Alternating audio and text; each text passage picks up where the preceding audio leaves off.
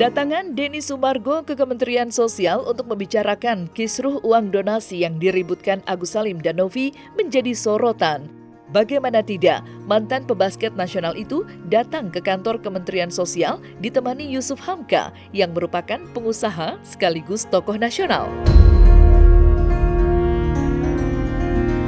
Denny Sumargo disebut-sebut mempunyai kedekatan dengan Yusuf Hamka. Menanggapi hal itu, Farhad Abbas menyebut jika Denny Sumargo ketakutan hingga menggandeng Yusuf Hamka lantaran mengetahui adanya kesalahan terkait penggalangan donasi. Lantas, akankah ketokohan Yusuf Hamka dapat mendamaikan Denny Sumargo dan Farhad Abbas yang saat ini sedang terlibat perseteruan sengit?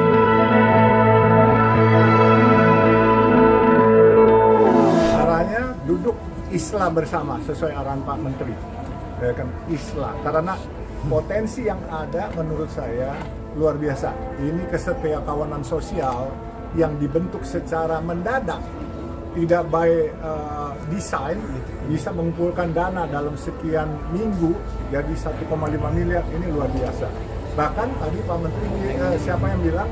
Pak Menteri bilang ada satu organisasi yang mengumpulkan dana yang luar biasa. Habis subuh itu banyak orang 5.000, tapi dia yang penyumbangnya banyak, jadi luar biasa. Jadi dalam hal ini saya melihatnya, maaf, semua pihak itu saya anggap anak-anak saya. Semua nggak ada yang salah, semua benar.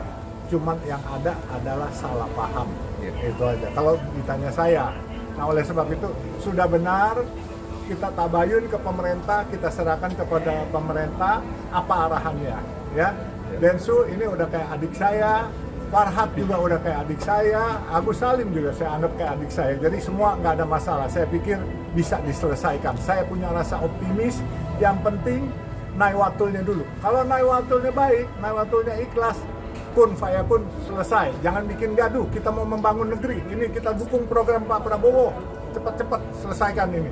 Ya, saya udah komunikasi, ternyata Densu ini bukan anaknya Yusuf Hamka. Densu ini bukan anaknya Pak Kiai atau istrinya, bukan. Hanya memang istrinya Densu itu adalah bersahabat dengan anaknya Pak Yusuf Hamka. Bersahabat aja. Nah, dia aja menafsirkan diri bahwa itu adalah anak angkat.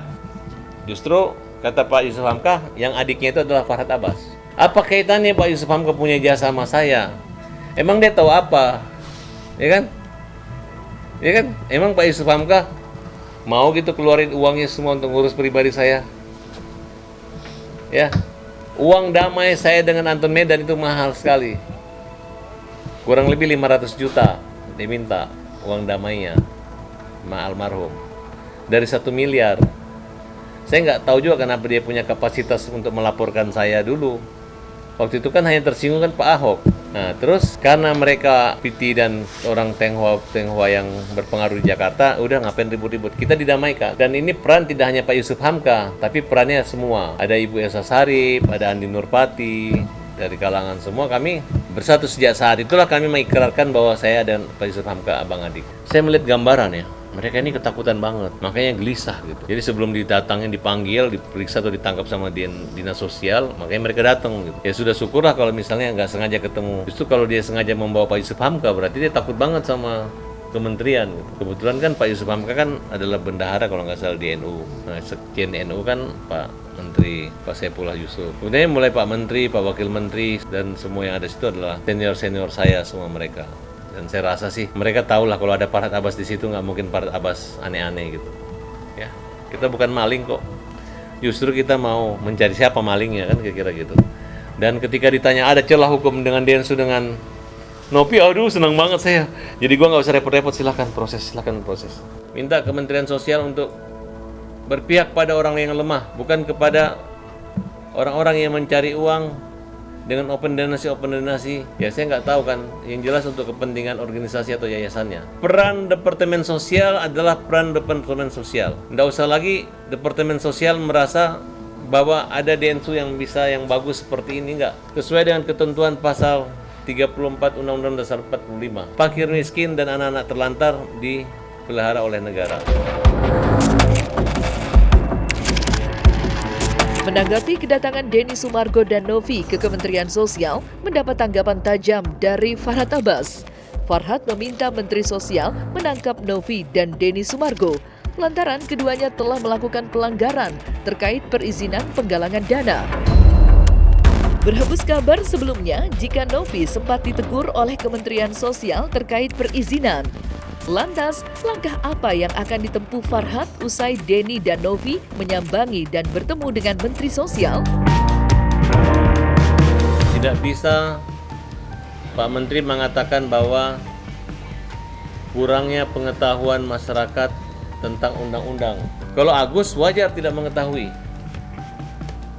ya, undang-undang. Kenapa? Karena dia pikir ajakan yang diberikan oleh Densu adalah menyumbang seikhlasnya, bukan donasi. Sekarang dibalik lagi. Kalau donasi ini adalah untuk penyembuhan mata, operasi, dan untuk penghidupan dan kebutuhan Agus. Karena Agus ini bukan hanya matanya saja yang perlu diobati, tapi kehidupan sendi-sendi sosial ekonominya. Artinya dia perlu tunjangan hidup karena nggak dapat gaji pensiun. Tidak ada salahnya uang itu kalaupun ada lebih buat dia. Kalau memang Denny Sumargo salah karena tidak minta izin melakukan penggalangan dana, kalau memang Novi salah silakan hukum aja Pak. Ya.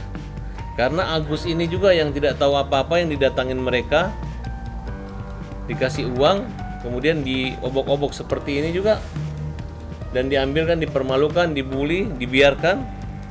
Belum habis penderitaan sakit fisiknya pun jalan dan terasa sampai sekarang. Saya juga ingin mengajak semua kalangan untuk memahami semua ketentuan-ketentuan yang ada.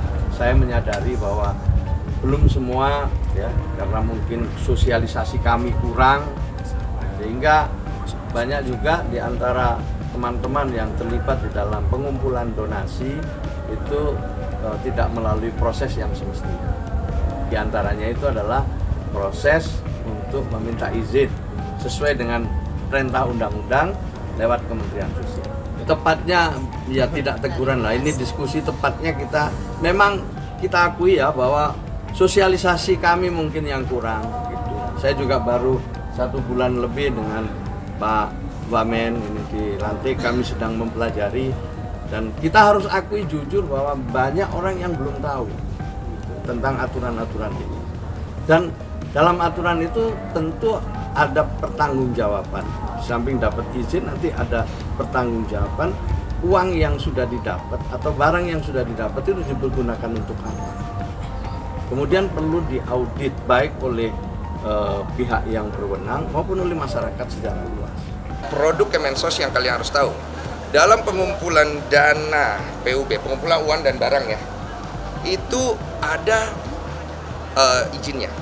Jadi nggak bisa nih kalau lu bukan yayasan, perorangan, bikin penggalangan dana, itu nggak bisa. Itu ada izinnya. Dan izin itu berdasarkan Undang-Undang PUB tahun 61, betul?